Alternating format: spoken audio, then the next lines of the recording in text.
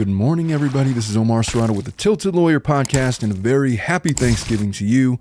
This morning on this new episode of the Tilted Lawyer Podcast, we're going to do a deep dive examination into what marriage is. What is the state of marriage in the year of our Lord 2023, and how is it being affected by modern ideologies such as the red pill ideology that seems to be creeping up on social media platforms everywhere. I haven't done this yet, but I felt as a man that divorces people for a living that it deserved an honest review from yours truly. So let's get started. Whatever you might be going through and wherever you might be, this is Omar Serrato with the Tilted Lawyer Podcast. I'm here to take your mind off of things. Yes, I'm an attorney. No, I'm not giving you legal advice. We're going to sit and talk like people, as these are the candid thoughts of one practicing attorney, and it's after hours. So have a seat, feel free to have a drink, and join me. Let's get started. And we're back. So there is a growing... I just created a TikTok account, and in the course of doing that, specifically for this show, I ran across a number of folks that were going all in on marriage, as in, why would a man want to get married? And, you know, women are this and men are that. And it just feels so much like men and women nowadays in 2023. And it's really not anything new, but it just feels like rather that men and women who are single or contemplating marriage or have failed at marriage or are in a marriage that is failing or whatever the case may be, men and women equally are so self-indulged into the evils of the opposite sex or the same sex, the opposite partner, if you will, to the point where I'm starting to see noticeable effects on how it's affecting people that are currently married, people that come to me asking for me to divorce them the way that the laws dictate in the state of California, and I wanted to talk about it. The way that marriage is viewed in the eyes of the law is as a contract, not even a social contract. It's viewed as a deliberate contract between a man and a woman. And there's many reasons for that. But if you were to look at what the general tenets of marital vows, marriage vows, what they are, they all have kind of the same characteristics. And if you've gotten married or are thinking about getting married or have considered writing your own vows, this is what you generally say. There's 5 components to it. The first one is usually a commitment to love and to cherish your partner. Typically promises to love and cherish your partner, right? There's usually a promise of fidelity, a commitment to remain faithful to one another, signifying the exclusive and monogamous nature of a relationship. There is a promise to support each other in good times and bad, There's usually vows that encompass mutual respect and equality, a partnership, as opposed to man having dominion over a woman or a woman having dominion over a man. What we are viewing this going into it, for the most part, is a partnership. And then finally, it's a lifelong partnership until death do us part. Those are the vows. And because of that, the law creates certain presumptions in a marriage. What are those presumptions? There's a whole series of statutes and case law and family law that recognizes certain presumptions. One such presumption is the marital presumption under Family Code Section 7544 in the state of California, which states that when a husband and wife are living together, the husband is deemed responsible for his wife's child if it is conceived during their cohabitation. If you guys have a kid together, then there is this presumption. This specific case said the husband, but really both parties are going to be responsible equally for the upbringing and care of the child. That comes out of a case called Estate of Franco, where there was an argument about that specific question, and then they answered it. And they based it off of the public policy of we recognize that you take these vows, and based on these vows, it's only one could only reason that we're to both be equally responsible for bringing up the children that are the result of this marriage. Another presumption is the community property presumption under Family Code Section 760. And by Family Code, I mean California Family Code. And there are similar laws pretty much across the board nationwide, subtle differences here and there between the states.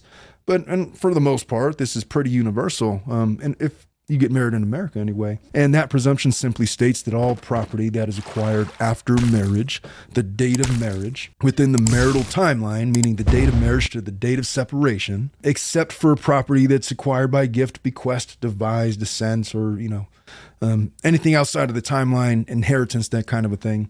There's exceptions. And the simplest way to put it is, every dollar that you make within the confines of a marital timeline is 50 cents yours and 50 cents hers and vice versa. And that's just how it is. It's a presumption that's based off of the marital vows that mostly exist. Everything coming into the marriage is half yours, half hers.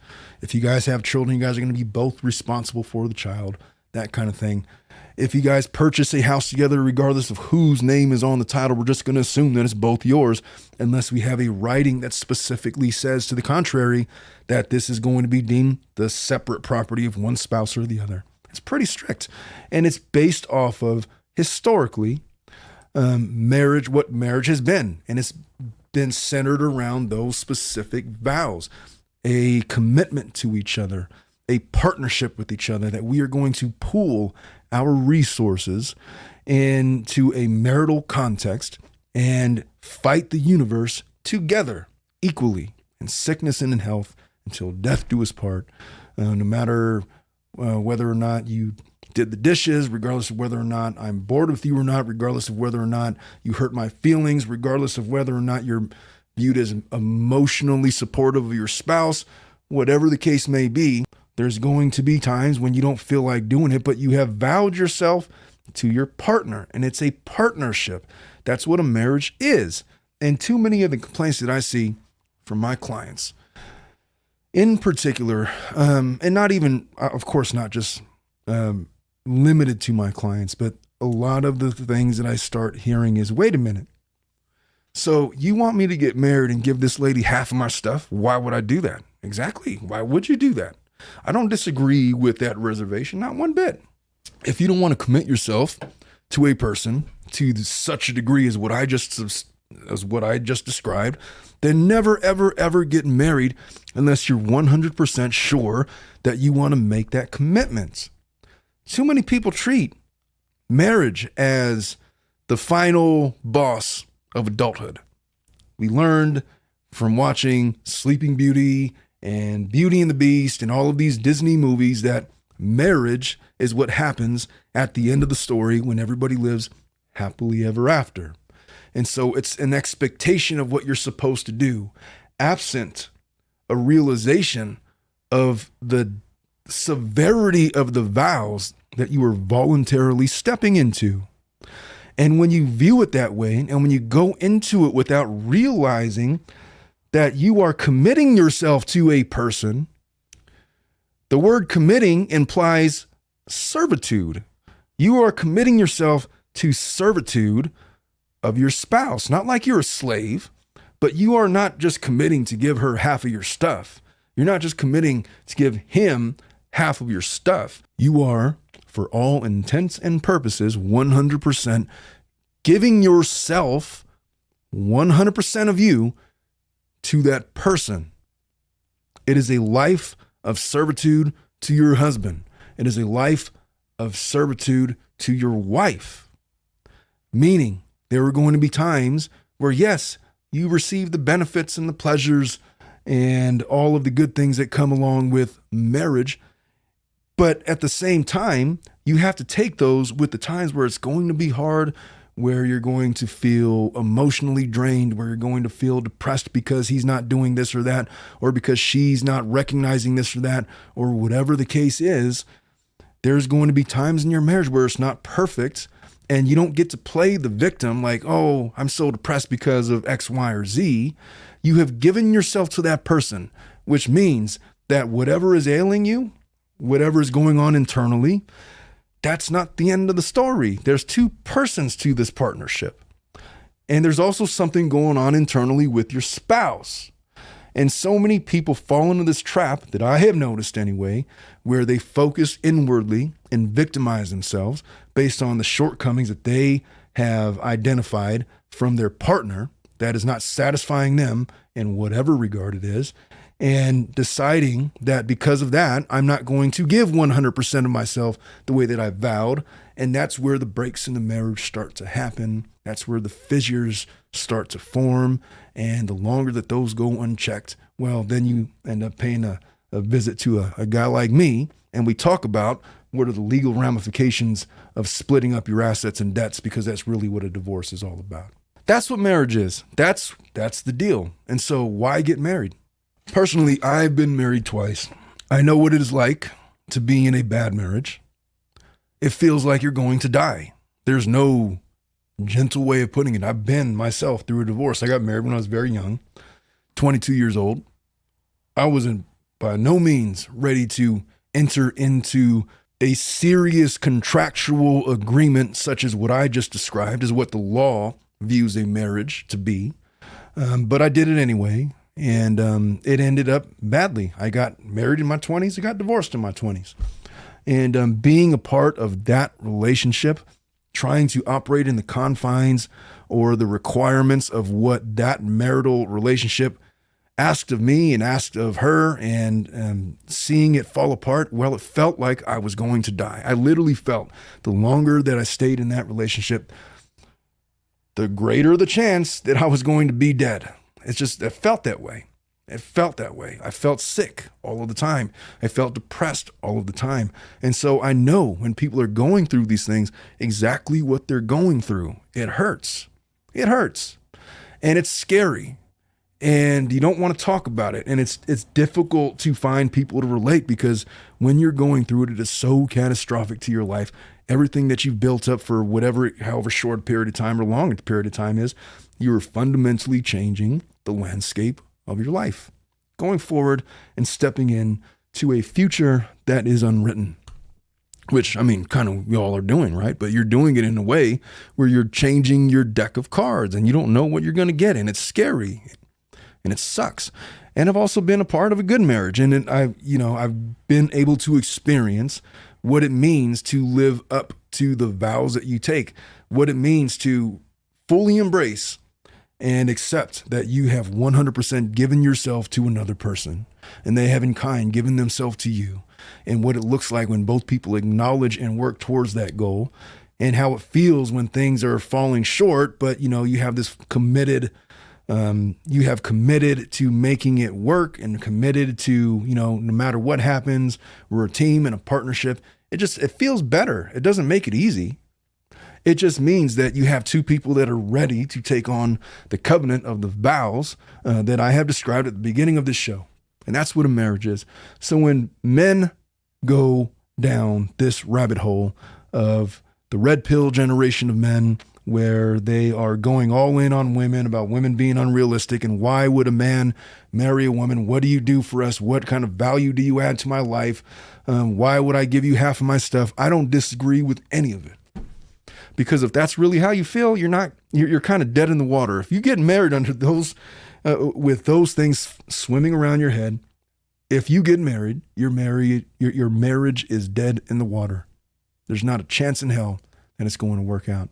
And for women, if you're getting into a marriage with anything less than the intention of 100% giving yourself to your spouse and being willing to put up with their imperfections and all of the times where you're going to feel emotionally alienated because men and women are not built the same, and because of that you're going to withhold certain things, or you're going to make up certain excuses to not do certain things, or whatever the case may be, then your marriage is dead in the water. This is a grown folks business. If you're under the age of 25 and you're thinking about getting married, I highly recommend against it. If you're under the age of 30, I might highly recommend against it. If you are entering into a marital arrangement, then you should go into it with the full understanding that you're not doing it for romance. You're not doing it for sexual attraction. You're not doing it for happiness even. You are doing it for legacy. And legacy is built on the sweat and tears of conflict, of perseverance, of adversity. You're going to go through all of those things. If you want to build a legacy, you're going to have to break through all of those impediments to secure your legacy. And if you're choosing to do that with a spouse, then you better be damn sure that you're willing to pay the cost. And what is the cost? It's not just half of your stuff, buddy or lady. It's not just giving them half of your things. It's giving them 100% of you. And if you are unwilling to do that for any reason, and I don't judge, I applaud you for coming to the realization that it's not a good contract. You're right. It's not. It makes no logical sense why you would do that for somebody unless you have deemed that person worthy of doing such a thing. And if you are not ready to make that commitment, then marriage is such a bad idea. And you will be in my office probably within some time in the next 10 years or so, maybe a little bit longer, maybe a little bit less. But it's inevitable. That's why so many marriages fail. Some marriages stay together out of attrition because they don't have the financial wherewithal to separate. They can't afford to live apart, and they become financially dependent on each other because it just happens. It happens. Some people do it because they want to stay together for the kids. Some people do it because they're afraid of change, but that could only hold up for so long. Inevitably, somebody's going to get fed up. Somebody's going to ask for a divorce, and the reasons run the gamut of why men and women divorce. Do I notice a difference between why women divorce men and why men divorce women?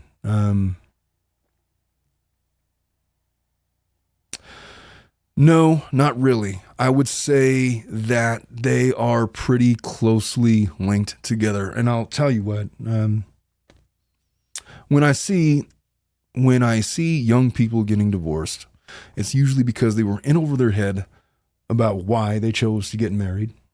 They had no idea why they were doing what they were doing. They did so because of family pressure, maybe pressure from their friends, maybe because they thought that was the next logical conclusion, and they didn't have the maturity or the foresight to realize that maybe we should pump the brakes on this relationship because we're only 23 and we're still building our empire both within ourselves and, with each other. So look, if you're going to still be here in 5 years and I'm still here in 5 years, then great. We can do what we got to do. There's no reason to get married while we're still in undergrad or just getting out of college. There's no reason to do that. Why would you do such a thing? I don't know, but people do. I mean, I did. It ended up in disaster. Obviously with my eldest, that was the shining prize, and having to go through that. And I wouldn't take that back for anything. But the marriage aspect of it was disastrous because I was a child and she was a child and we weren't ready. And it doesn't have anything to do with who was a good or a bad person, or the reasons why are not important. Just you're not ready to make the awesome commitment that marriage requires. And I don't think that people really fully understand what a 100% commitment, giving yourself to a partner, really entails, unless you've actually lived it. And even how could you possibly know if you're living it or not if you've never done it? It's just such a hard thing. It's an easy thing to explain and conceptually to understand. It's much harder in practice to actually pull it off. The ones that do, you can kind of tell, but most fall short of that. And it's not something to be ashamed of. Most have to grow into that understanding and make the decision over and over again post-marriage that, this is what marriage actually means, or this is what the commitment entails. And I didn't realize that at first, but you know what? I still commit. I'm gonna do my best. And then that's when you get into marriage counseling, and that's where you have to get into forgiveness and showing empathy and really being committed to your partner. Because look, people make mistakes, and you're going to fall short in your marriage multiple times in many different ways. And if you don't have the ability to reset yourself, or your partner doesn't have that ability, then that is a marriage that is dead in the water, because you're not going to find a perfect married couple. Of all of the married couples, it's really sad when I see, people that have been married for 20 plus years, and most often those kinds of marriages, they just end so, the hurt is so palpable. with those people. I mean, I just had a case where it was literally a 22-year marriage, and then the guy, he starts deciding to have a midlife crisis in his lower 60s, and he, I guess, gets a girlfriend 20, 30 years younger than his wife or something like that, and decides that, you know what, I'm going to up and leave and move to India. And leaving his wife behind of 20 plus years, who has never worked because, you know, she stayed home and took care of the kids. She gave herself 100% to this person, and he decided to throw it all away because he had some kind of a senile moment, or maybe it was a moment of weakness, or maybe it was, I don't know, but he just decided to burn it all down. And now they're going through this divorce, and literally left her with the mortgage, left her with all the bills, took almost all of the money in the savings account, and, you know, just thought he was going to get away with it. And he's trying to like sweep this all under the rug. The guy's delusional. And so we had to take measures to make sure that this lady was safe. And we've done those things, but I see that happen a lot. And I've seen it happen with men too, where, you know, a man gives himself 100% to a woman. And then at the very end, the woman decides that, oh, you know what? This guy is just, you know, he's a nice guy and all. He's a wonderful man, wonderful, wonderful man. I can't find fault with him, but you know what? He just doesn't understand me emotionally. He's never going to understand me emotionally. I have emotional needs, and, you know, he's just kind of there, and he doesn't say the right things. He doesn't know what to say, and he doesn't relate to what I'm trying to say. He doesn't know how to be emotional with me or whatever. But this other guy does. And so I'm just going to go explore that. And, you know, nothing against him, but he's boring. And so I don't want to be bored all my life. And so I'm just going to end this. I deserve to be happy. And she decides to scrap it, breaking the vows. And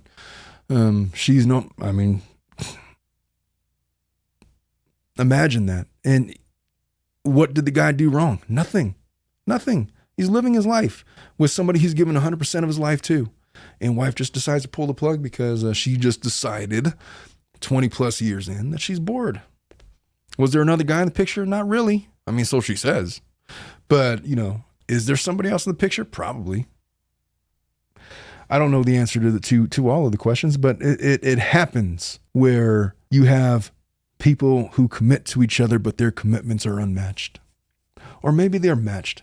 But if you have no experience dealing with adversity in life, or you are partnered with somebody that doesn't have any experience going through adversity in life, and you expect them to go and fulfill this lifelong commitment to you, and then you're surprised, you know, when 20 years down the road, they've fallen short because they're so caught up in their own internal victimization about all the things that you're not giving to them that they've never told you about, that they decide that they're just going to book and leave you with the mortgage, or leave you with the kids, or leave you with whatever. And, you know, lots of luck to you, but I can't be with somebody so boring as you. I deserve to be happy. You know, I mean, you can't really be surprised, can you? Which is why you have to be 100% discerning when you're going about the process of figuring out who your partner is. And I love talking about this topic right now during the holidays because everybody's kind of in the mood. It's the slow season for family law. People that are planning on getting divorced are firing their last Hail Marys, hoping that maybe the holidays is going to bring it all together and make it all worth it. Or maybe they're just waiting till after the holidays because, you know, nobody wants to get divorced during Christmas or New Year's, Thanksgiving or whatnot. But people tend to be more reflective. And I've just had a whole bevy of cases where I've just been awfully frustrated by the sickening behavior on the part of some of the parties of these marriages that I'm seeing. And I just had to reflect, why is this happening? Like, I realize it's nothing new. You go back and you listen to marital family therapists, conducting therapy sessions from like the 50s and 60s. And I swear it's like 70 years ago, 70, 60 years ago. But it's some of the same issues that I see pop up when people are sitting in front of my office. It's, you know, it's the same stuff, just 60, 70 years removed. Our issues that we have with each other are nothing new. They've been the same going back to the dawn of man, to when we started making organized marriage a thing. And so you shouldn't be surprised that there is a body of law that has fundamentally examined all the aspects of what a marriage is supposed to be. And as a basis of that, with the law of family law being a body of law based in equity, that there are certain presumptions that exist. That, okay, so you guys said that you guys are going to be together until death do you part. Well, there's a presumption then that what's his is yours, what's yours is his. And so we're going to have community property, and then you guys are certainly going to breed children. So we're just going to assume that you guys meant to do that together, and that you guys are going to be both responsible for the child. And, that's where all of these presumptions come from. If you don't want to get married under such strict contractual obligations, both spiritual and tangible, there's ways around it. Just write a prenup. I write prenups all the time. I have it down. So you don't want to give her half your stuff? Fine. I will carve out a section that says that all money or all items obtained by you and only you during marriage are only going to be yours, and the same for her. And then you don't want to pay spousal support, you don't want to have to worry about alimony, then fine. Let's terminate it together. I can do whatever you guys want to do so long as it's legal. Most things are legal. Most people don't ask me to do illegal things or write illegal things into contracts, but it's very easy to do.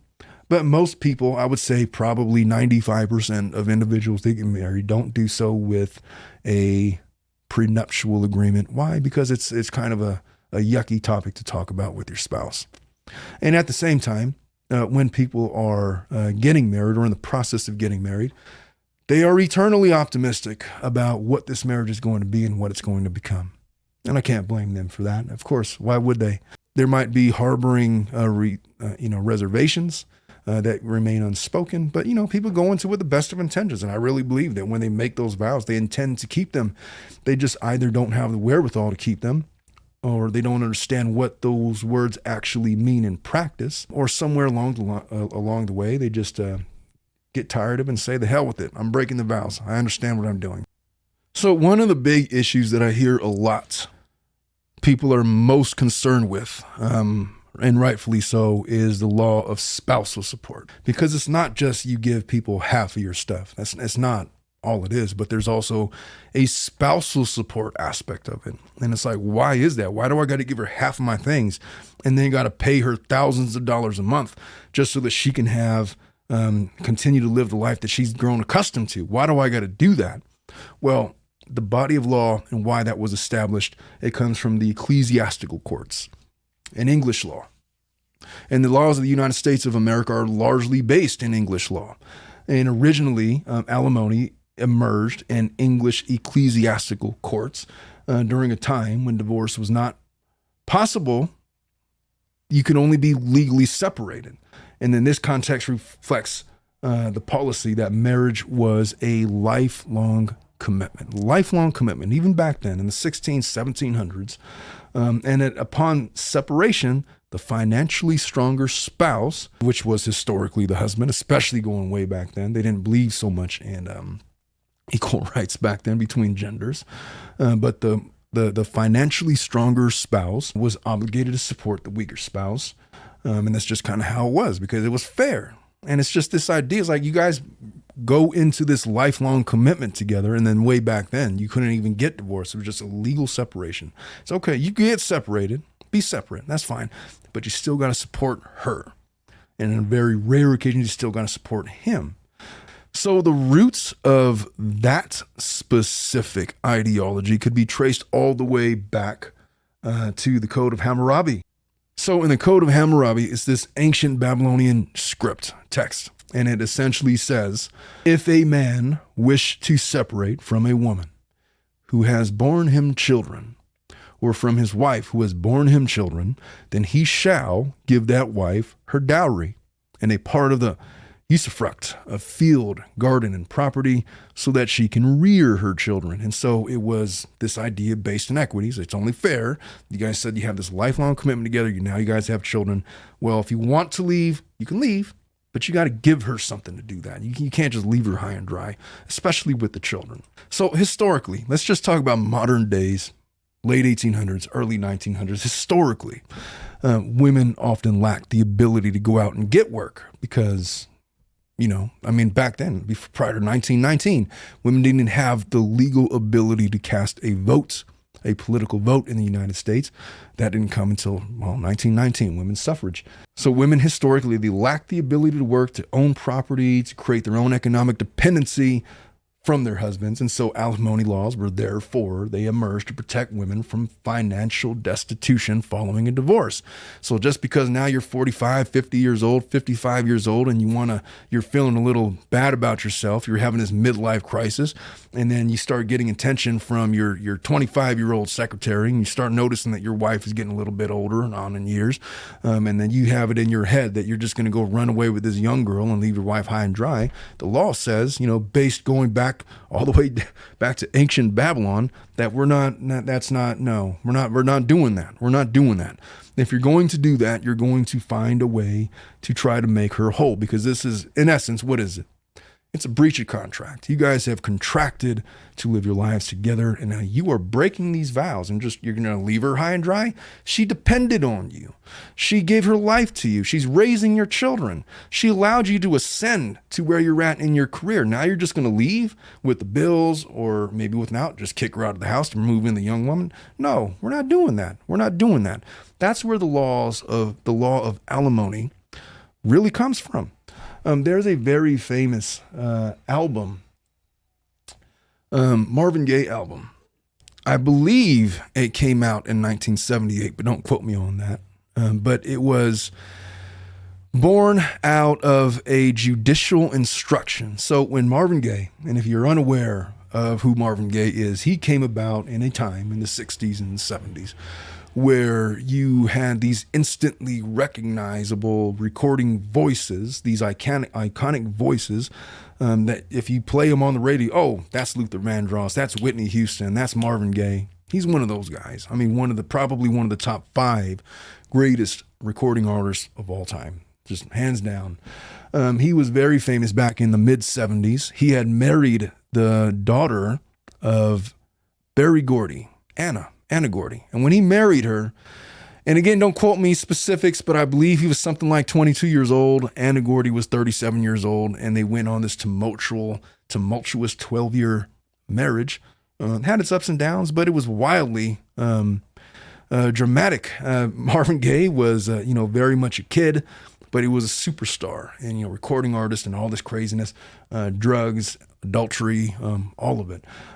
Anyway, at the end of their 12-year marriage, which came in, I believe it was 1976, he was ordered to pay his wife alimony. Now, back then, Marvin Gaye, although he was one of the highest paid superstars, musical superstars that there was, he owed a considerable amount of taxes, and he was essentially broke. And so the judge said, okay, well, how are we going to make this right? What are we going to do? Because there are laws, and especially back then as they exist now, that she was accustomed to a certain life. And so how do we make this right? And look, if you examine every single case on its merits individually, you're going to run into cases of unfairness, and cases that were 100% fair. What this specific case, where it falls along the lines, I'm not sure. I just know that the judge had ran through factors, and they decided that, well, in order to make Anna Gordy, and in order to make Anna whole, Marvin Gaye's ex, she is entitled to a certain amount of alimony. Okay, but you don't have an ability to pay. So what did they make him do? They said, you are going to give her 100% of the proceeds from the next album that you record. And that's how we're going to do it. And so Marvin Gaye, having no ability to really say no, and an interesting ruling, because I'm not even sure of the legality of such an order. I think as an attorney, I might challenge the legality of forcing somebody into servitude such that they have to perform and work for the sole purpose of giving 100% of the proceeds to another person. I understand the reasoning behind it, but I also understand the arguments against it, because it's illegal to basically contract somebody into indentured servitude, which arguably this was. So he writes an album, and if you've never listened to it before, I urge you to give it a listen, full on. Listen to it track 1 all the way to however many tracks it is. I think it's like 10, 11 tracks. But it is a full-on diary of what that marriage was. It takes you from the good times to the bad times. You could kind of get a sense for the emotional despair that Marvin was going through at the time, just in the lyrics. And just to give you a sample, he writes specifically as to alimony. So there is a track on the Hear My Dear album. And I just wanted to read to you some of the lyrics because I can't really play the song.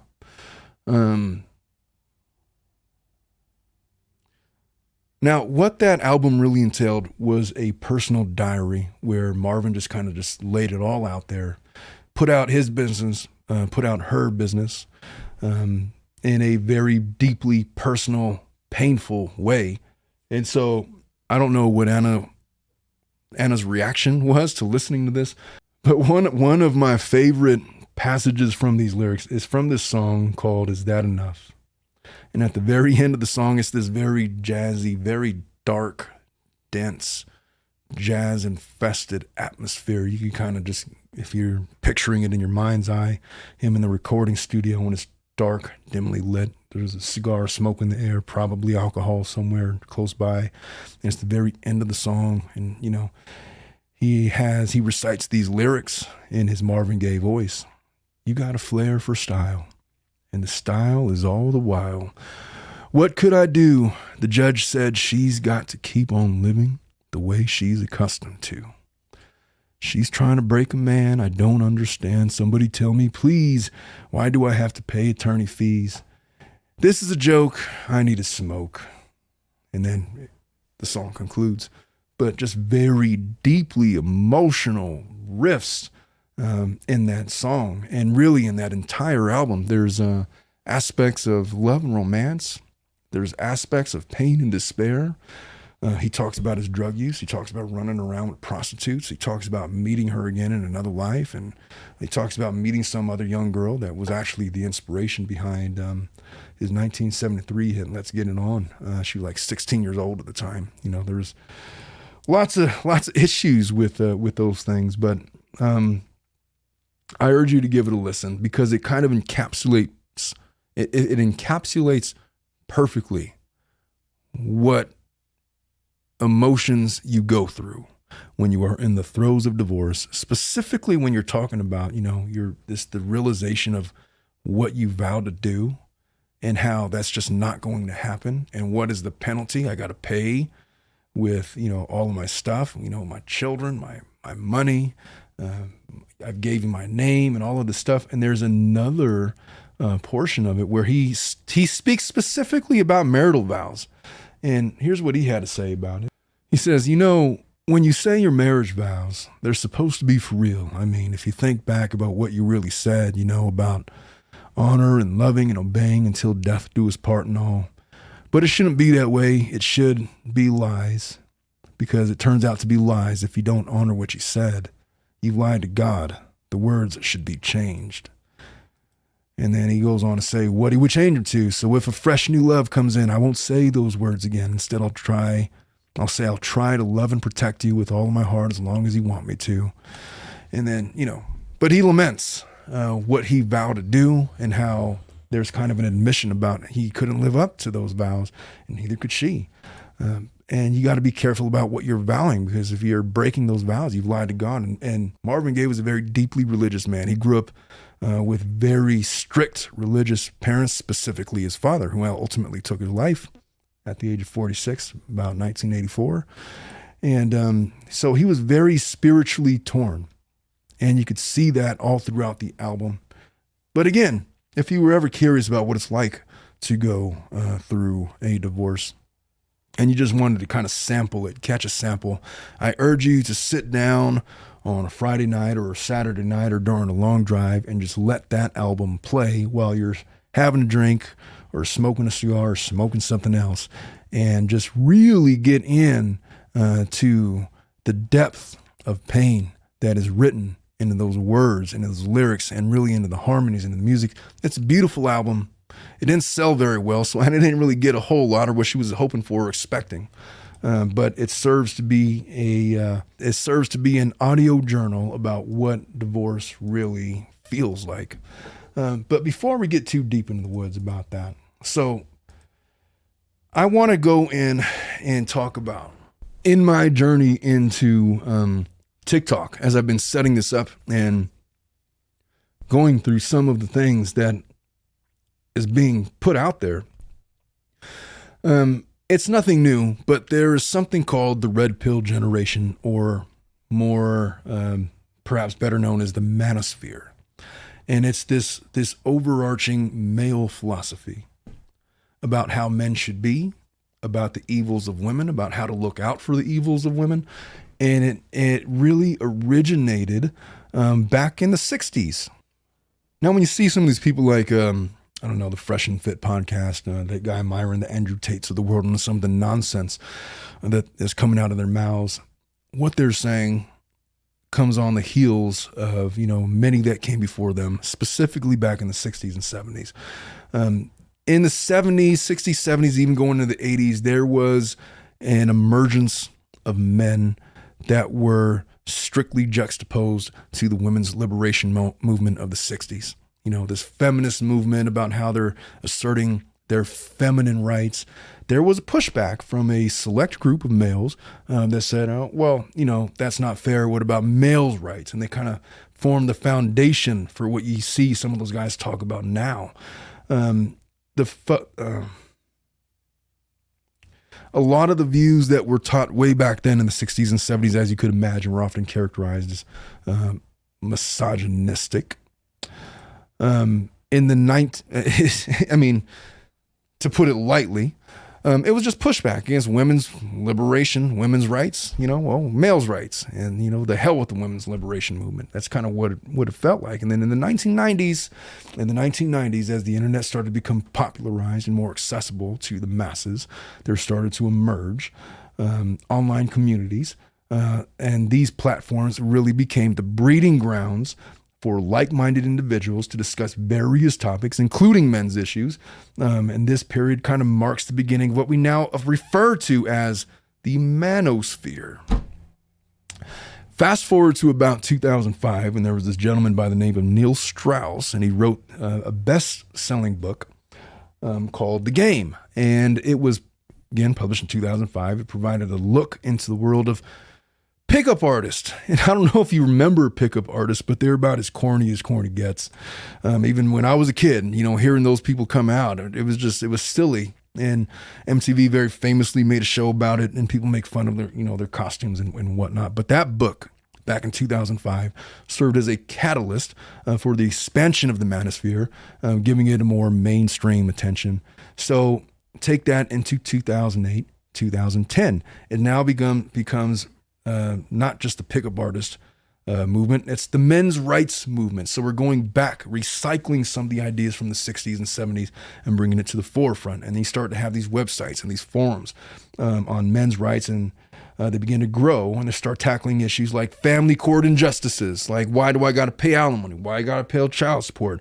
False accusations of sexual assault and all these kinds of things, gender biases and these kinds of things. And if you're unfamiliar, before I lose out on the opportunity, one of my favorite clips ever of the whole pickup artist generation is this one. If I could encapsulate it any better in a clip, I'm not sure it exists, but this is my favorite clip, and just to illustrate some of the thinking. Now, the pickup artist generation was basically, for all intents and purposes, that they have devised a code of how to talk to women that would force them to be able to do whatever you wanted to do. That was, I guess, the premise. But in practice, let's take a look at what that really looked like.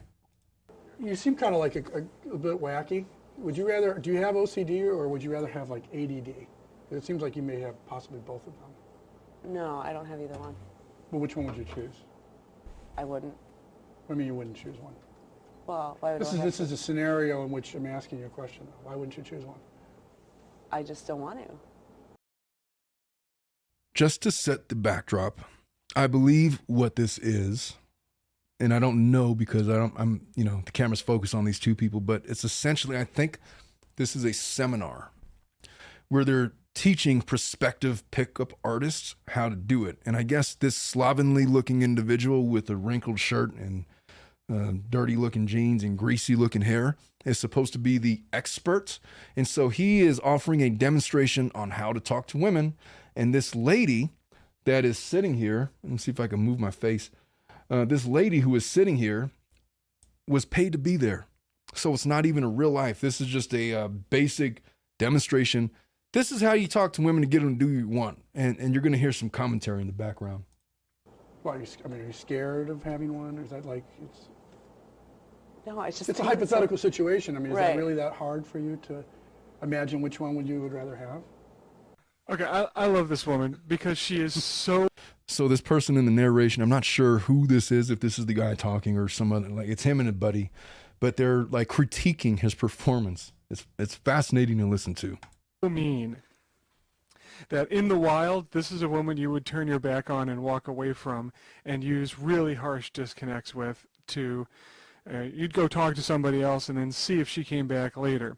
But for the purposes of this, we wanted to keep on with her. Yeah, I mean, I think what I was thinking based on what you've seen prior about this woman is that the best way to connect with her is to have a conflict with her and to piss her off and to get her to see if she would soften at that point or get her hyped up and see what happens. Yeah, I like that you said, you'd ask her this question, she's like, I won't choose. Says, well, is it really that hard for you? I mean, what a great, I mean, that's a strong disconnect, but it really is what a woman who is this antagonistic is going to need to continue to just stay in the interaction. So let's watch some more. I mean, to me, like ADD, like you seem to have ADD because your eyes are twitching all over the Okay, I'll place. pick ADD. Or OCD, because it seems like you're obsessed with small little details. I mean, which one? OCD, yeah. Which one is it? The question was to ADD. pick one, I'll and now pick you're ADD. now you're fluctuating as though you don't really have a formulated opinion. So I don't really I'll understand. pick ADD.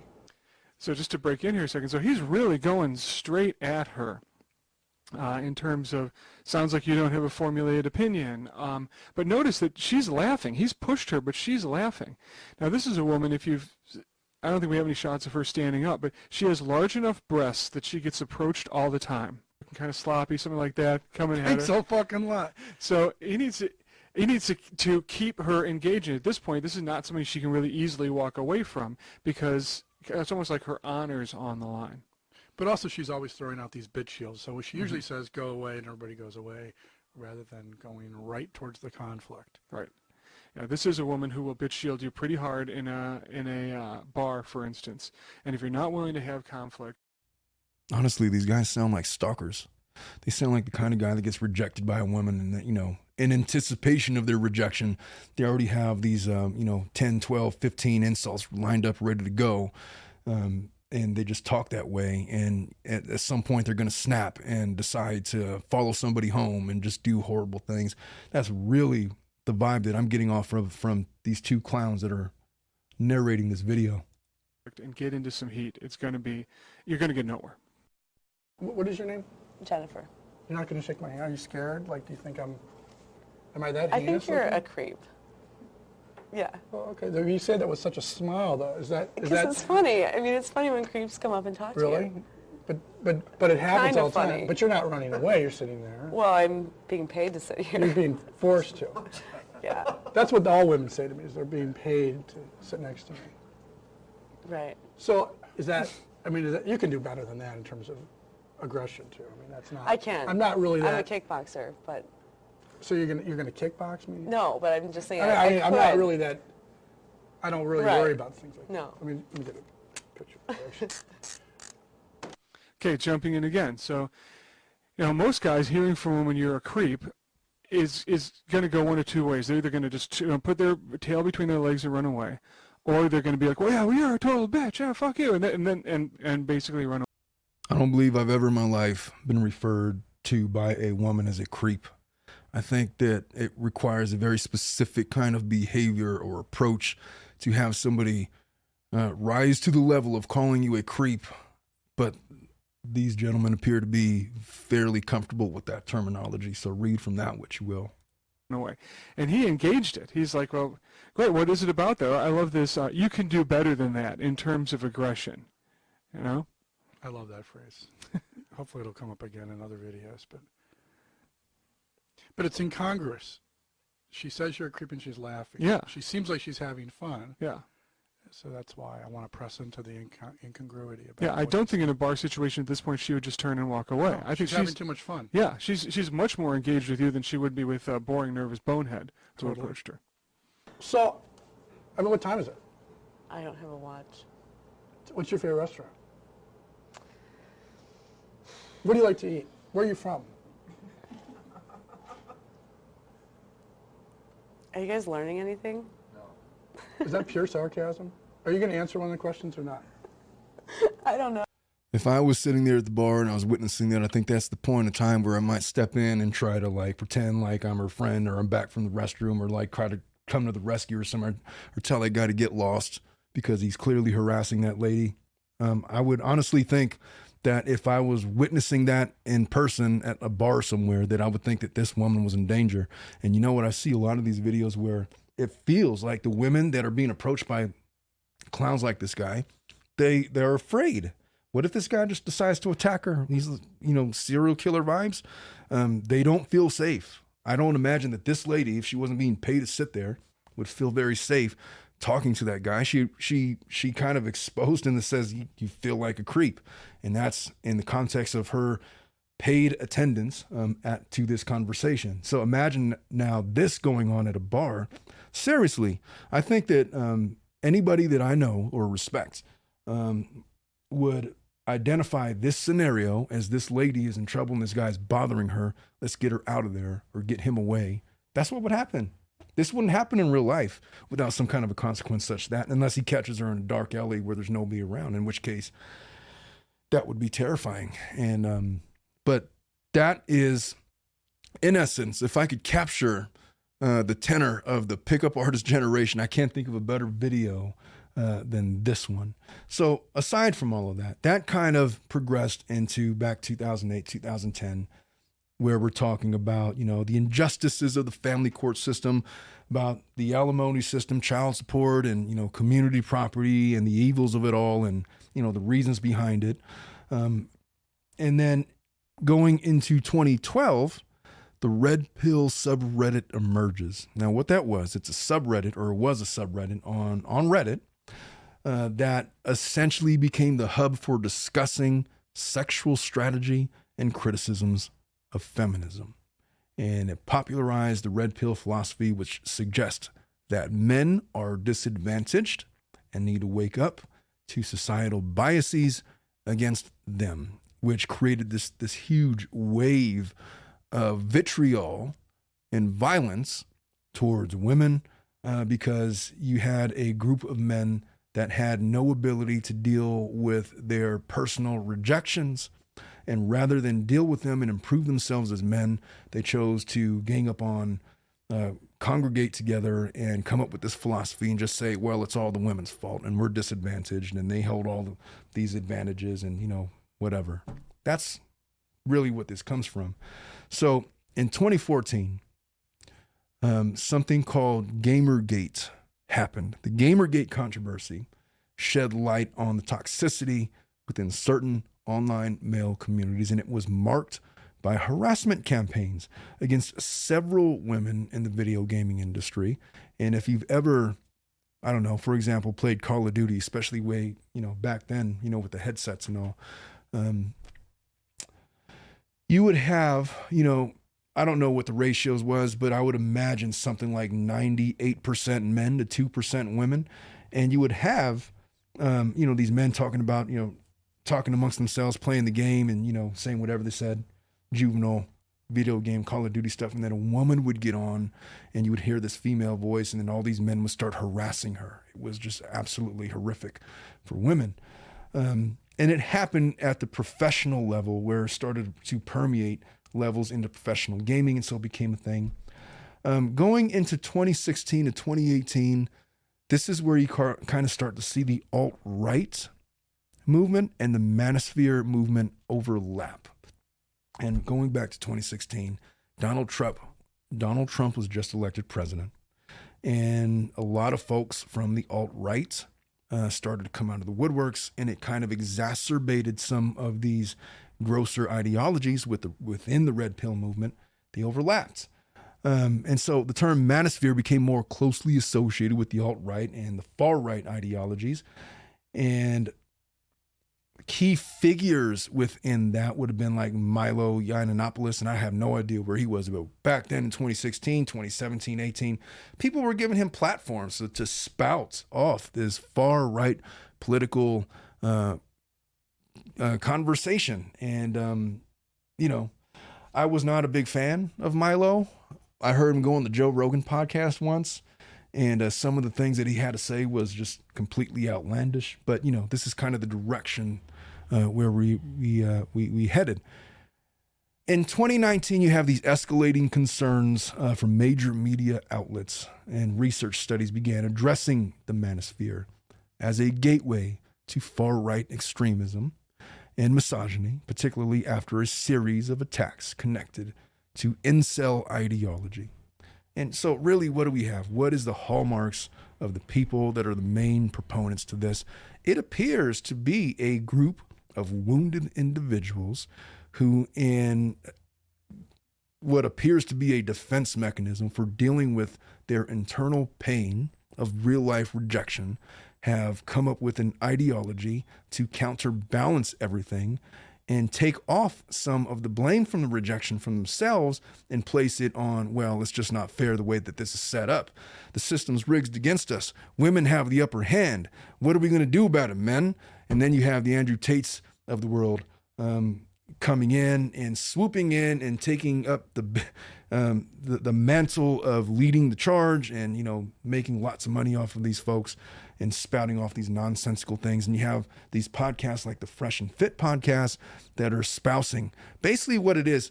My sense of what the Fresh and Fit podcast is, and I have not watched that show in depth. I've seen clips here and there. But what it looks like to me is you have this one guy, Myron, and there's another guy that kind of sits off to the side that agrees with everything that Myron says.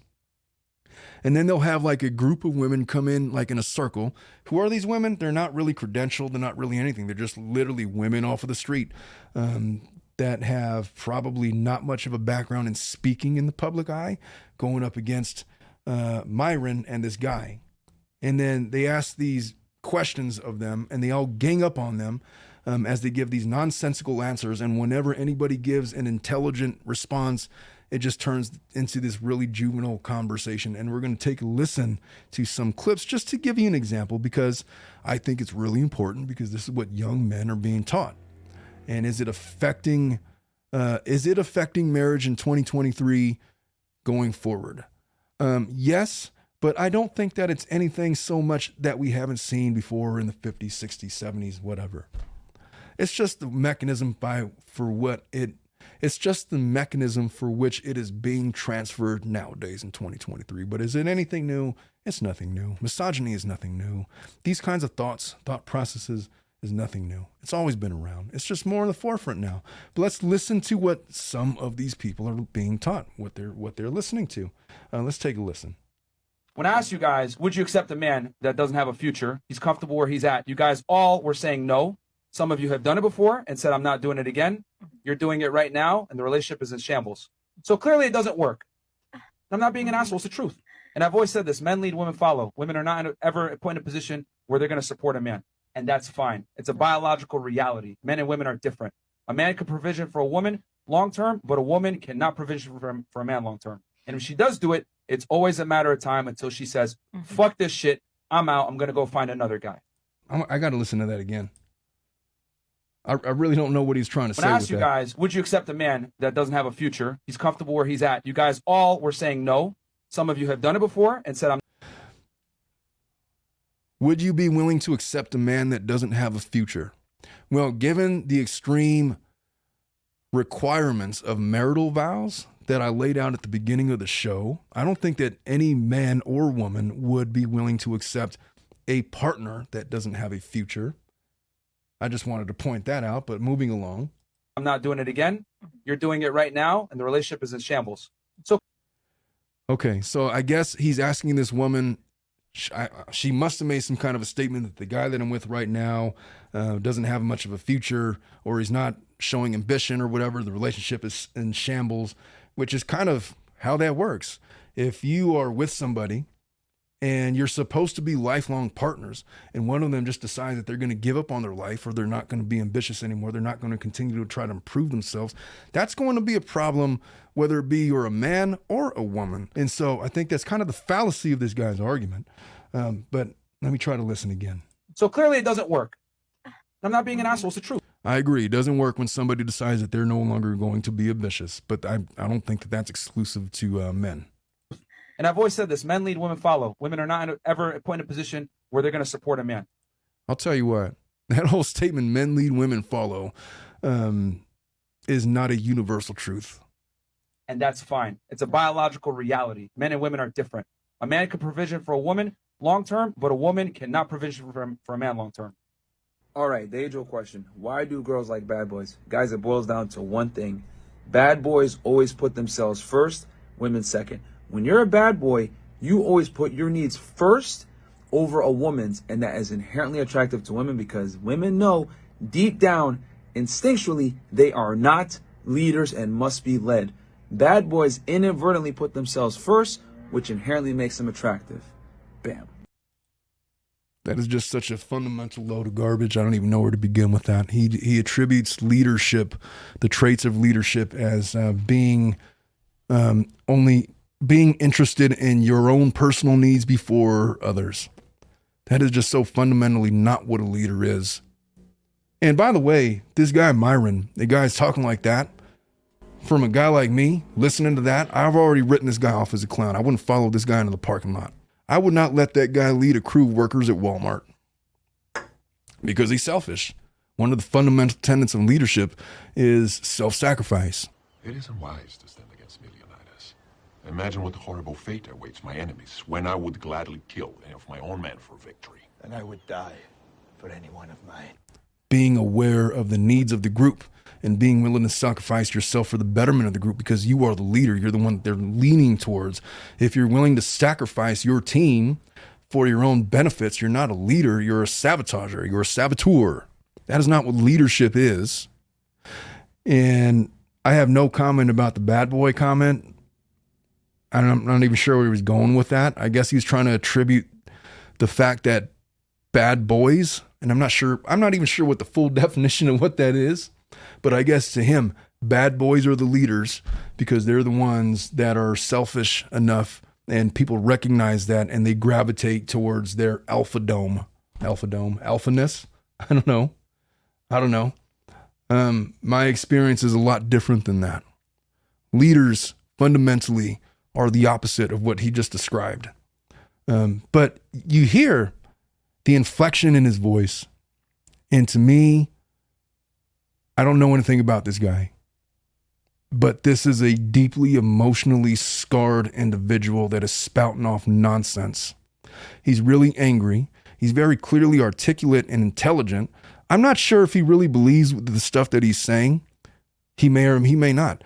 But the problem is that a lot of young men are listening to this garbage and they're eating it up because they don't know any better. And there is a fundamental shortage. There is an absolute shortage in male role models in today's society, and that's nothing new, not in 2023. It was the same as it was 50 years ago. But they're eating this kind of stuff up, and really this guy didn't say anything. He's not basing it off anything. He's just saying it loud enough and confidently enough where people will follow. And if you do any kind of a social experience, if you experiment, if you say anything confidently enough, certain individuals will follow that and believe you without challenging it, which is basically what he's doing. But my experience does not match what that guy said. It is not based out of reality. Leaders are not what he just described. And so I'm not even sure where he was going with that. Let's listen to another clip. Here's the thing that I've noticed with older women. They make more money, right? Money versus, and guys aren't even, a lot of guys aren't even peacocking. So my thing is like, you got these women, right, that you got guys that are sitting here like not doing the work, etc. They're made fun of, rightfully so. We make fun of guys that watch porn and fat and losers, but we don't make fun of women that aren't willing to put in the work to get guys. We make fun of the guys, but we don't make fun of the women. We champion the women and tell them, yeah, Go chase a career. Fuck what men want. Even though you know that they want younger, attractive women that aren't promiscuous, that have traditional values. Fuck that. We're going to chase our career. We're going to be empowered. We're going to do what we want to do. Wouldn't it be fair to say that you kind of lost the right to demand a certain man if you're not going to follow what that man wants back in return? Because if we switch the roles, you would never accept the guy that eats Cheetos and watches porn all day? What the hell is this guy talking about, man? I couldn't even follow what he was saying. It's just so much nonsense. What is he talking about? I can't even. It should be equal. Yeah, I don't think the two of them are necessarily like mutually exclusive. Right. Yeah. You know, I do believe that, you know, you can, you know, be in a, like, you know, women can, you know, run a business or do whatever and still have a strong man as the head. Like, it's all about, you know, energy balance. The balance between the two of them. So I don't think that it's necessarily mutually exclusive. Again, it's just, I really think it depends on the person. But career-oriented women tend to have certain characteristics. Yes, if it's candid, you know, if you, I think if you. Okay. Well, I guess he's trying to make the argument that most men do not like career-oriented women because they carry characteristics that garner their success that attribute to masculine traits, which is not my experience in reality. Most men that I know, the men that I respect, the men that I trust, when confronted with a successful woman, are not intimidated by their success. And they're certainly not intimidated because they have good points to bring up to a discussion. I don't expect that a woman, when I speak to them, that they're going to just automatically submit to me just because I'm a man. When I speak to somebody as a woman, I do it as a person, right? The same way I speak to my wife, with respect and with dignity. And I don't assume that because I am male, that my perspective is any better than hers. And if she has an opinion that disagrees with mine, I don't expect her to fully just submit on the basis of anything other than merit. In other words, whoever's got the better point, then fine. But just because I'm a man and I could talk louder and deeper than you and I'm stronger than you doesn't mean that I'm just going to be right. And if you challenge me, then I'm going to disregard you as a potential partner because you're showing masculine traits. I'm not looking for that. That's not what most men look for in the reality that I live in. This guy, what he's essentially preaching, based off of this clip and this clip only, it sounds like, is that most men require submissive women. But I got to tell you that, you know, he talks about gender roles and whatever you think about gender roles and traditional gender roles or whatnot, most people subscribe to them, some of them don't, and that's fine. But most women in a relationship, even the strong-minded ones, even the career-oriented ones, will submit to an appropriate male. Appropriate meaning a respectful, strong, merit-based male. They're not going to submit just because you're a male, but if you prove yourself worthy because of whatever, you're intelligent enough and man enough to not be intimidated by their presence just because they might happen to have a little bit of success, because they might be able to speak more intelligently than you on certain aspects. They value those things and they will submit if they subscribe to those gender roles the same way that any other woman would. And I don't know, maybe that comes from my specific view because I grew up with a very strong, successful, career-oriented woman raising me. My mom had me when she was 16 years old, and she had to fight and claw her way to success without the help from any kind of a man. And, you know, she did it all alone, single parent, and she raised us and she provided. And she was intelligent, she was successful, and she was assertive. And no, she wasn't suffering fools. She would talk to, there was plenty of men that approached my mom who were rejected outright because they were clowns. Like I suspect she would meet some guy like this Myron guy and immediately write him off as a clown, rightfully so, as I would have within 10 seconds of hearing him talk. But she's also happily married to an equally successful man who, and and has a successful marriage, and will submit the way that she's required to submit because it's a show of respect and loyalty to your partner. It has nothing to do with who's the stronger sex. It's just because you are 100% giving yourself to your spouse the same way that they are 100% giving themselves to you. And a genuine man, a genuine leader does not have to walk into the room and kick the doors open every single time, announce that I am the man, I am the leader, and you will submit to me. Most successful men don't have to do that. I am the king. I will punish you. Any man who must say, I am the king, is no true king. I don't kick in doors and just announce that I'm the leader. That kind of stuff just kind of happens organically in society. And a guy like this clown, he's got his own podcast or whatever, but I'm telling you right now, I would not let this guy coach a women's softball team. I would not let him coach my softball team. I don't even play softball. I wouldn't let him coach anything. He's just a guy. He's a clown. He's got a lot of growing up to do. That would be my immediate assessment of a guy like that. He's so intimidated by a woman of substance to suggest that most men don't desire females that are successful because they lack submissive traits. That is such a load of hypothetical BS as I've ever heard. But I'm going to move on. Honestly, like literally everything, I really do just choose to live a life of like peace, and I follow God and let him judge. If you found out your current boyfriend sucked before he was with you, would you forgive him and stay with him? I would forgive him, but I wouldn't be with him. There you go. But So I you don't said even I forgive. believe in forgiveness. Wait a minute. Wait a minute.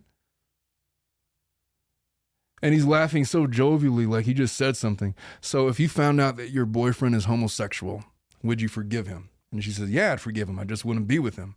And most people, I'm just going to assume, I'll tell you what, if I found out that my wife was a lesbian, I probably wouldn't be with her because she's not looking for me. She's looking for something else. If one of my sisters or my daughters decided, that they were going to date somebody and they found out later that it was gay, I would advise them, you probably should have married that person because they got some other internal issues that they need to resolve. It's not a good bet. They probably want something else. And so all this lady is saying, yeah, forgive him for being homosexual. It doesn't mean I got to be with him. And then he's laughing out loud, jovially, like, so you don't forgive. Because I guess in his definition, the only way you can forgive is if you stay with the guy. The sign of forgiveness is that you must submit and be with that person. Otherwise, that's not true forgiveness, which doesn't make any sense on any sort of level. But you can see the jovialness of which he's laughing, how loud and kind of obnoxious it is, such as to bully this group of what appear to be very docile women. And it's not their show. They're not going to challenge that guy.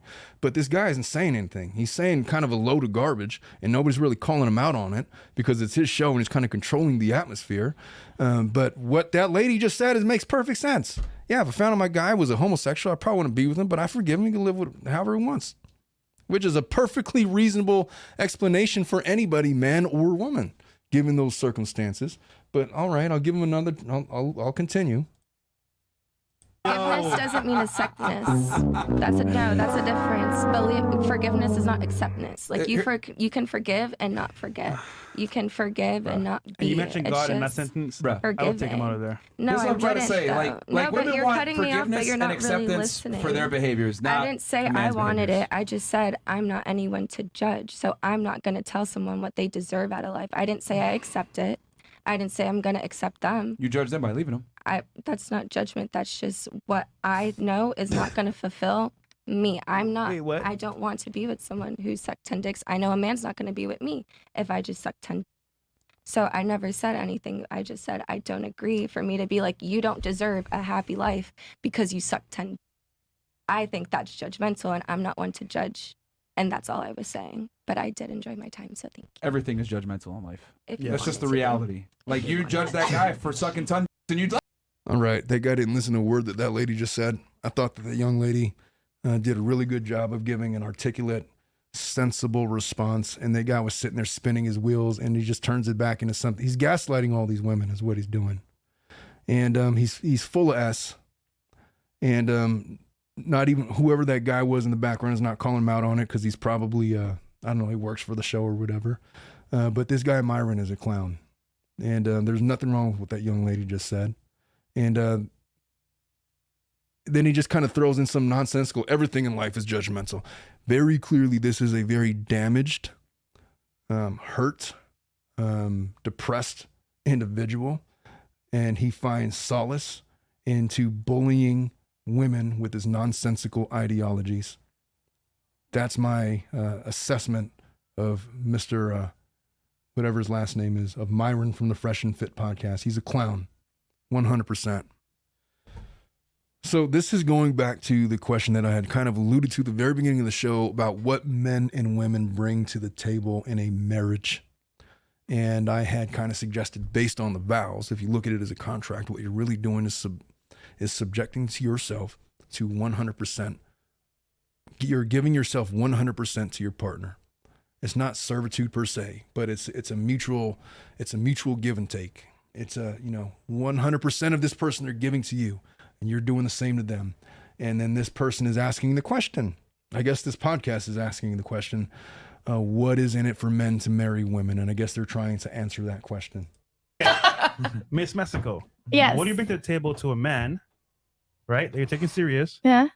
Outside of sex. What do you think she will bring No, besides sex? I'm going on the panel. Have you ever been in a relationship that you obviously have sex, but what does she bring to the table besides that? Tell me. Well, I'm asking you the question. How it works. I have an answer, but I would like to know yours. Okay, well, let's go on the panel first, and then we'll get back to your question. For me? Yeah. Okay, so I'm definitely supportive. I'm definitely ambitious, and I like to be a part of your idea. So I can say comprehensive. Yeah, I got my emotions sometimes, and I want to say my opinion. But and overall, like, I have really good intentions. I want to see you grow, because if you grow, I grow. Obviously, good sex, great communication, and I'm definitely adventurous. So I'm super down. I'm open-minded. I'm down. So I'm fun, and that's what I bring to the table. Okay, but we mentioned no sex. Okay, no sex. Besides no sex, okay. Yeah, I'm supportive. I'm ambitious. I'm adventurous. I'm definitely open-minded, to a lot of things. So, yeah, I'm a good time. I'm a good time. All right. My answer is I don't know. I don't know what I would bring to the table. If this is me, you like it, you don't, let's find out. Let's figure it out together. Okay, you're keeping it real. I like that. At least you're being honest. Wait, you said you have a boyfriend though, right? Yeah, I do. Well, what do you do for him then? Oh, a lot of things. Do you want to know? I mean, we literally just asked you that. Do you want to ask him? Yeah. I'm asking you. I mean, you said I'm not sure what I bring to the table, and then I'm like, wait, aren't you in a relationship? Honestly, when I'm in a relationship, I'm not like, what am I bringing to the table? Is he happy if I do this? I don't question myself all the time. I'm like, this is who I am. Maybe today. But you notice something interesting? Yes. When you were asked what you're looking for long term, you had a laundry list of stuff you mentioned. But then when you're asked, what I just said fun, good sex, and somebody who would like change with me, and we both like grow together. Okay, so let's say you brought. All right, I'm not going to listen to this any further. It's making my brain hurt, honestly. But you're asking a bunch of young folks about what they bring to the table, and they're all, their answers are not well thought out, and They probably don't know. And you know what? I would say that probably none of the people sitting there on that panel are probably a good candidate for a person to have a successful marriage. But I'll tell you what, marriage is not about sex. Marriage is not about romance. Marriage has nothing to do with how much she can make you happy or how much he's going to make you happy individually. There's going to be times where your partner falls short of what you expect. There's going to be times when you're going to be bored of your partner. There's going to be times where you're going to not view your partner as romantically attractive as you did at the very beginning of the relationship. When I met my wife, she's 29, and I've accepted that by the time she hits 69, she's not going to look the same. There is a progression that happens, and you know what? It's not just exclusive to her. That's going to be with me. I don't look anywhere. I do not look the same as I did when I met her when I was 34 years old. I'm 43 now. I look different. We change, we age, and it's in sickness and health. It's whether or not you maintain your attractiveness or you don't. Pause, there's a siren. So this idea, they're trying to put value or attribute their own values towards sexuality. They can't seem to get away from that topic. But it really has nothing to do with that. It's just, it's if you're giving yourself to somebody in a marriage, the value that you bring is 100% of all the things that you encompass. That's really what it is. I told my wife the other day that I thought that she was a superhero. That has nothing to do with her attractiveness as a female, with her sexuality, with anything else. But the things that she brings to the table for me, I would not be able to do what I do without her contributions. She has her own career. She works from home. She is helping me raise the children. She's taking on a lot of the responsibility of raising the children by herself because, you know, I have my career and she's doing all of those things. She's a good, upstanding, hardworking woman, female. She's very even-keeled. She is amazingly empathetic. And sure, does she have her moments? Of course she does, like every other female. But you know what? Without her, I couldn't be me. That's what she brings to the table. It has nothing to do with anything these people are talking about, these children are talking about. This is a grown folks relationship. We are working together towards building a legacy, and the value that she brings to me is she's one half of the legacy that we are building. That is the answer, the correct answer to that question that Myron posed, and neither one of them are even close to being able to answer that intelligently. And here's the other thing too, you guys got to understand, bro. We all know that women. My body count is 25. Stop the cap, bro. No, like, yeah, seriously, like, super, like, bro, super cap. There's no way. Like, no way, bro. There's no way. No way you got 25 body count. Like, no.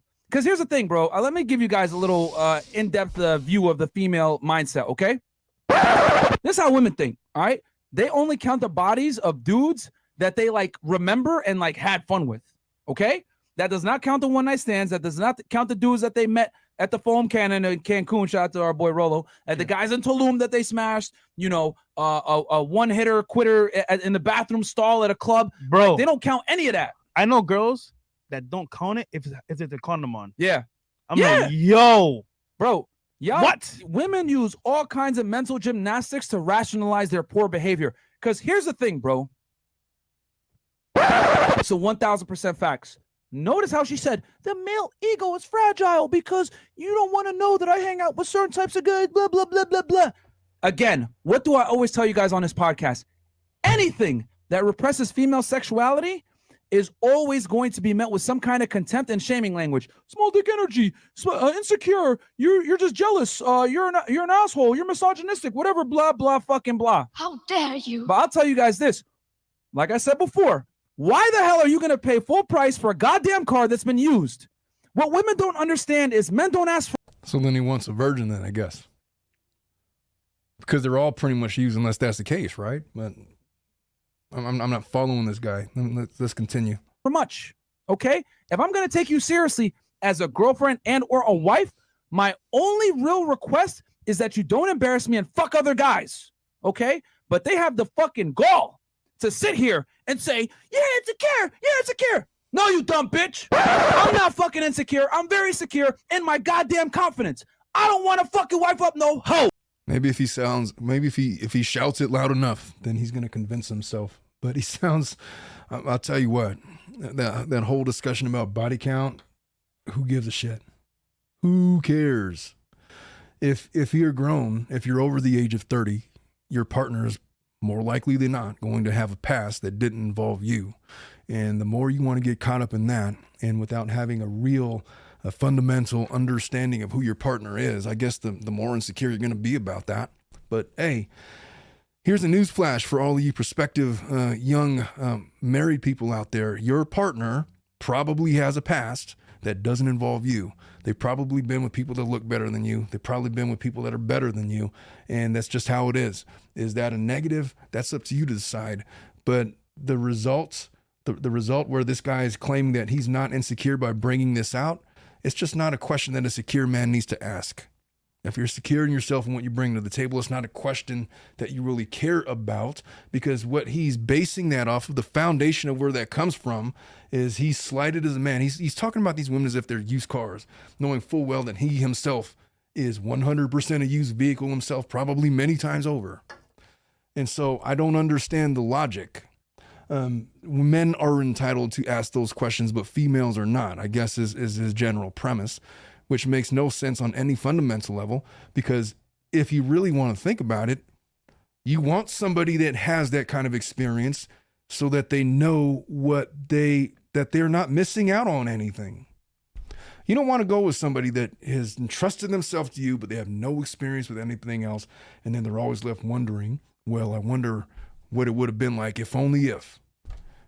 That's not somebody to me that would be ready for marriage. And whether or not you want to attribute whatever philosophy to that is or not, it doesn't matter. The point is that if he's this hell-bent on bringing up body counts with people that he's been with, and he's screaming so loudly that it's not because he's insecure or misogynistic. He's 100% insecure and being misogynistic.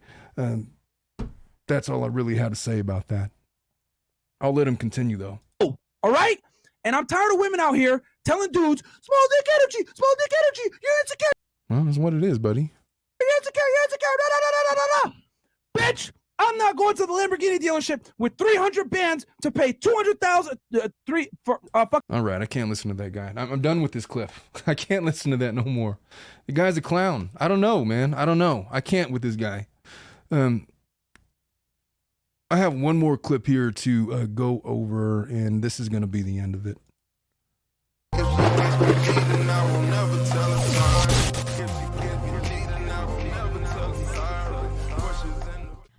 I want to know, do you think you guys will ever settle down with just one person and have kids?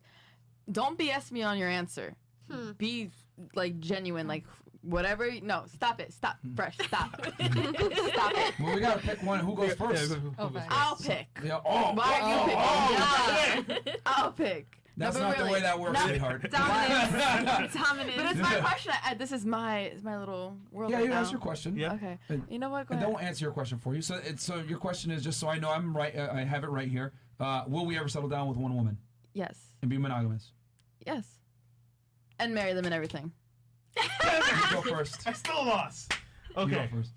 So Answer truthfully. I'm gonna keep it real because we keep it real on the channel here. Can I get a cow? So for me, right? No, for me, honestly, like I've been through a lot of I would say experiences, and I've had my fair share of ups and downs with women as well. And I feel like at this point, I'm still young enough, and I'm still doing my grind. That I want to have fun and see my options. And I haven't found. I respect that guy for saying that. Seriously, if that's your ideology, then keep doing that until you're done with it. I haven't found anyone that's kind of like somebody I would settle down with, I would say. However, if I do find out, Yeah, and that's the thing. You're going to find eventually somebody that you're going to want.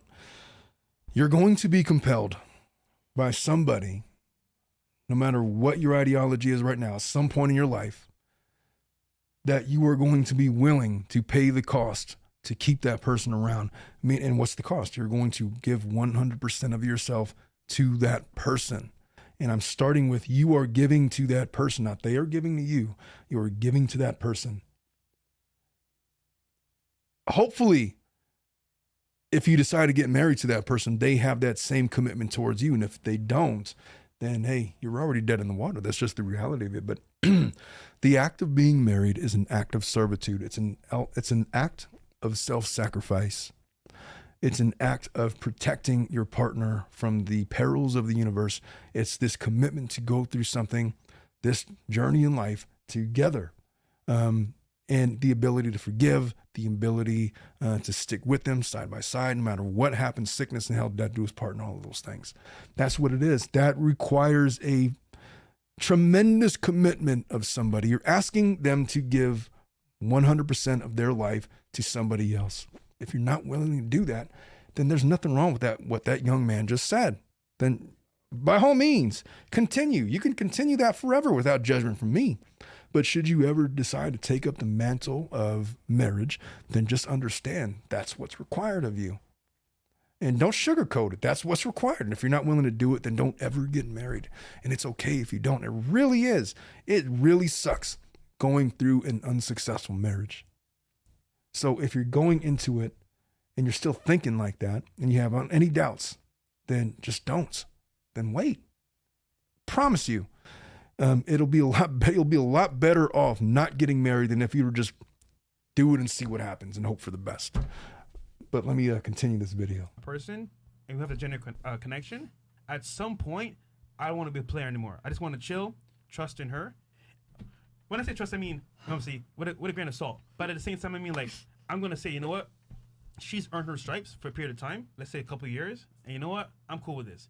But at the same time, she's going to know up front, if, for whatever reason, you know what I'm saying, I get this itch, where I got to go out, things could happen. But she's going to know up front. But at the same time, she's going to be number one, taken care of, all that stuff. But yes, I don't want to be a player forever. And I understand that when I get older, it's going to So he's saying he wants to have an open marriage, and you know what? That's fine. If that's what he wants, and he says he's going to be upfront like he says, then there's nothing wrong with that. Go for it. be more, grounded and stuff like that. Yeah. Cool. Okay, so I'll answer it real quick. So the question, am I going to be monogamous with one girl? Hell no. No way. That's foolish. Someone really hurt you. Or you just don't give Men don't have feelings. feelings, Or he remember? just assumes every girl's the same. No. Men don't have feelings. No, but keep going. Go ahead. Men have a tremendous amount of feelings. They just do. Okay. We're sensitive creatures.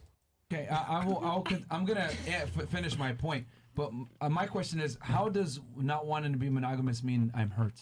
I'm just confused by that. I feel like. I feel like, or you, No. or can we use fact here? Oh, Not so from me being here last time and from being here today, Yeah. I just get the idea that the reason you don't want to be like that is either you went through something with somebody before and you were like that and it went to shit. That's why you don't want to be like that anymore. Because you feel like there's no point. It's not going to benefit you in any way. So why I think do this it? is a perfect example of the candy store. No, I heard this already. Come on. It's a candy store. No, because the ladies got to have I'm scared. It's really long, okay? Oh, Lean shit. back. All right, maybe I'll just chug it. It's actually not that long. Yeah, I've refined it quite a bit. Oh, okay. Okay, so there's a candy store, ladies, right? And inside this candy store, the women are allowed at 18 years old. They're allowed to go into the candy store, enjoy as much candy as they want. And after some time in the candy store, the ladies start to realize what they like, right? They realize that Tootsie Rolls are disgusting. Candy corn. Candy corn is gross. Laffy Taffy, not good. Whatever it may be, right? And you guys start to pick and choose which aisles you want to hang around by, right? Because you guys kind of have an acclimated taste of what you like in candy. The men, however, are not allowed into this candy store. The men aren't allowed into the candy store until they're 35 years old, have $100,000, and have been in the gym consistently for 5 years. Okay? And there's only a small amount of guys that are allowed to. What the hell, dude? Until they're 35. Okay, so without knowing anything about this guy, that tells me that this guy was wildly unsuccessful with women until maybe he hit his mid-30s. He looks to be about I don't know how old he is, but I guess this is his view. You don't get to go in a candy store unless you are making over $100,000. You're about 35 years old. You have some level of success. You're in some semblance of good shape in the gym before you get to begin participating, which is just not. I'm not sure if I agree with that or not, but I'll let him finish his point. Into the candy store every now and then. So you guys are in a candy store enjoying yourselves, found what candy you like, maybe gummy bears, gummy worms, whatever it is. You're hanging out in your aisles, you've kind of figured out what you like. Cool, you've been in the candy store, you're versed in the candy store. The men are finally allowed in. They go fucking nuts. They're eating the Tootsie Rolls, they're eating the Laffy Taffy, they're eating the candy corn, all that candy that you guys disregarded 10 years ago that you figured out wasn't good for you. We're going nuts on it. Right? We're going wild. Meanwhile, only a small amount of guys have been let into this candy store. So the other guys are in the back watching outside. Yeah, man. Yeah. Eat that candy. Fuck yeah. They're cheering them on. And the ladies look at the guys like, bro, what the fuck is your problem? Like, have you never had candy before? What's wrong with you? Like, what the fuck? And my answer to that is this. How the fuck can you tell a guy how much candy he can eat when you guys were allowed into the candy store for free? All right, I followed his logic all the way up until that last point, which kind of goes back to my last point that I was making, where you probably want somebody that has experienced the candy store and knows what the candy store offers and knows the flavor that they like and are ready to settle with that one flavor. as opposed to, oh my God, I got my ticket in. I'm going crazy. I want to sample all the flavors. Yeah, that speaks to, that's why you don't want a woman that has, I guess, a low body count, which is he's demanding that, I guess, his prospective mate be a virgin, or I don't know what he was trying to say. And now he's kind of taking it some other place. And I don't really look. What he's essentially saying is he's referring to higher value men that make over $100,000. They have some level of success. They've built something for themselves, and they have the basis. They are attractive to the other sex such that they are desirable marital candidates.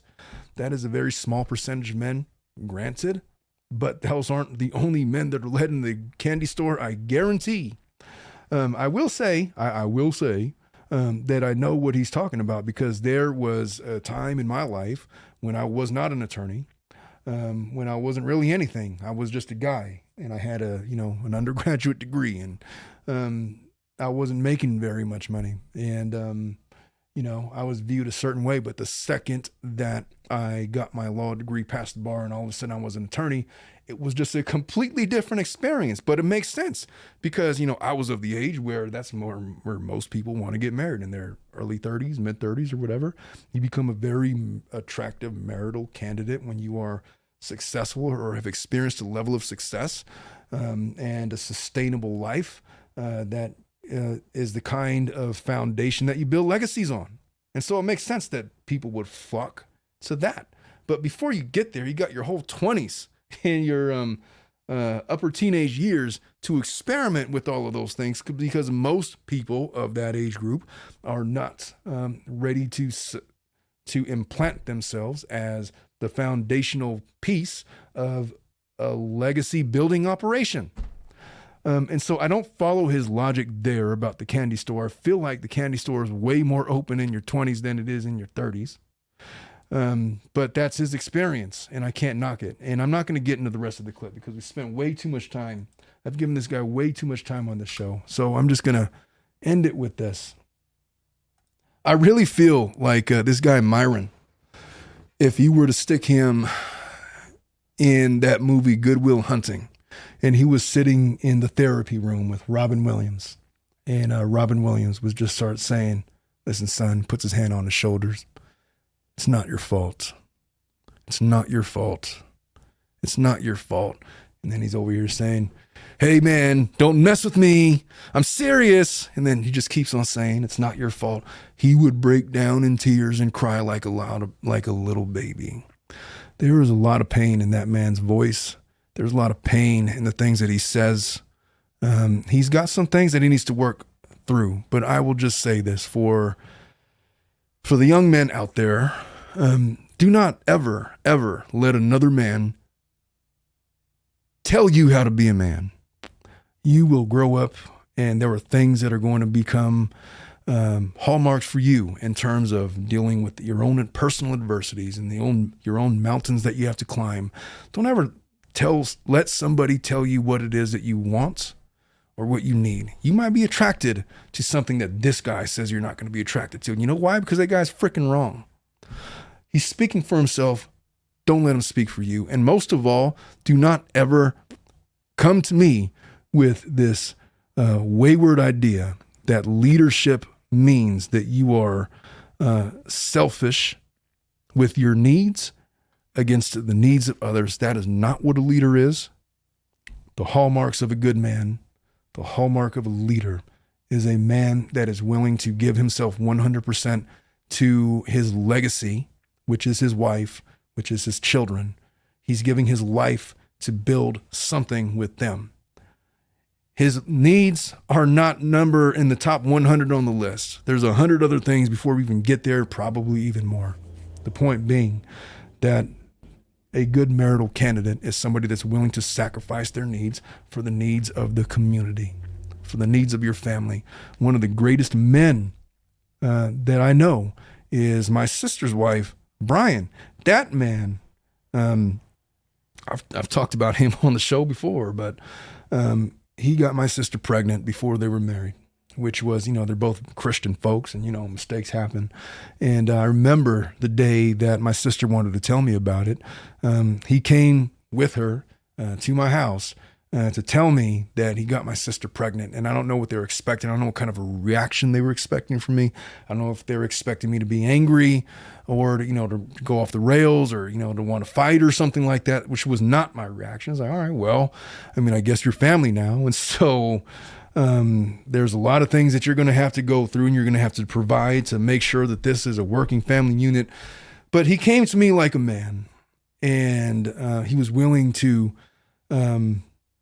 present himself in that way with humility, in a very masculine way, humbly. And in that way, we took him in as family, and he's now married my sister, and 5 children later, he's still around. And I can't think of another guy off the top of my head that I know of that is within my inner circle that sacrifices as much as that man sacrifices for his family. There's not a selfish bone in that man's body, as far as I'm aware. But I'll tell you what, when I think of leaders of men, he's one of the first guys that I think about. Guys like Myron, when I see people like that out in the wild, out in public, I would not let them coach a softball team. They're not leaders to me. They are clowns. They got stuff to work through. They lack maturity. They lack discipline. They have a fundamental misunderstanding of the way human beings work. They have gaping holes in their spirituality, in their psyche, that make them imperfect candidates for marriage. And if any of my daughters or my sisters or somebody that I cared about who was a female were to end up with a guy like that, there would be raving red flags that I would be trying to warn them about. But no, I would not take too kindly to a guy like that. He's not a guy that I would consider a real man that I would trust to lead anything. And he's over here talking about, why women crave certain things. He doesn't know anything about it. That is a deeply wounded animal. And he's got a lot of things to work through, and I hope he works through them. But for right now, he's just a guy with the podcast that is spouting off that nonsense. And I'm not, honestly, it's so outlandish it's hard for me to believe that he actually believes the things that he is saying. And if he does, God help him. It's a phase, and hopefully he grows out of it. He may not. And if he doesn't, that's perfectly okay. That is his journey in life. There's men out there like that, but there's also men out there like my brother-in-law, Brian, that are more akin to somebody that is willing to sacrifice 100% of themselves for their wife and their children in return for his wife sacrificing 100% of herself for him and the children.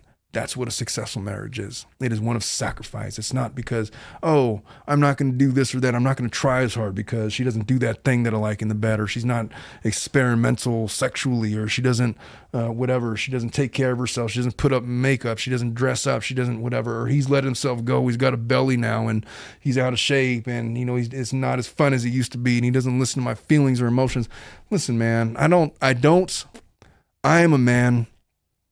I'm a little rough around the edges when it comes to that kind of thing. The biggest thing that I've told my wife, the biggest thing that I'm always going to do, I'm never going to know the exact right things to say, especially when it comes to emotions. I catch myself sometimes when my daughters are crying, my 3 and my 4-year-old and my 17-year-old to a certain extent, they're crying about stuff, and I catch myself, hey,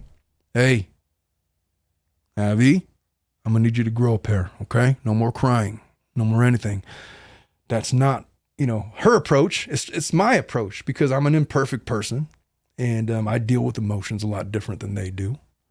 And so I'm not always going to have the perfect things. I'm not going to be able to write the notebook script about how to deal with my wife when she's being emotional or going through her menstruals or, whatever the case it may be. But if she needs me, I will be there.